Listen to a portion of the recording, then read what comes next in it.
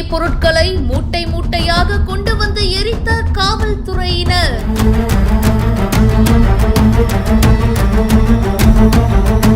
வடக்கு மண்டல காவல்துறை எல்லைக்கு உட்பட்ட செங்கல்பட்டு, காஞ்சிபுரம், திருவள்ளூர், திருவண்ணாமலை, வேலூர், ராணிப்பேட்டை இந்த மாதிரி 10 மாவட்டங்கள்ல இருந்து 1204 கஞ்சா வழக்குகள்ல கைப்பற்றப்பட்ட 3993 கிலோ போதைப் பொருட்கள் கொண்டு வரப்பட்டிருக்கு. விழுப்புரம், வேலூர், காஞ்சிபுரம் இந்த 3 டிஐஜிக்கள் முன்னிலையில இந்த போதைப் பொருட்கள் மூட்டைகள் எடை சரிபார்க்கப்பட்டு தீயிட்டு அழிக்கப்பட்டிருக்கு. சிங்கப்பெருமாள் கோவில் அடுத்த தென்மேல்பாக்கம் பகுதியில ஒரு தனியார் மருத்துவ கழிவுகள் எரியூட்டும் நிறுவனம் இருக்கு. சோ அங்கதான் இதை எரிச்சிருக்காங்க. இந்த வீடியோ பத்தின உங்களுடைய கருத்துக்களை கமெண்ட் செக்ஷன்ல சொல்லுங்க. மேலும் பல செய்திகளுக்கு இப்பவே பிஹைண்ட் ரூட்ஸ் ஃபாலோ பண்ணுங்க.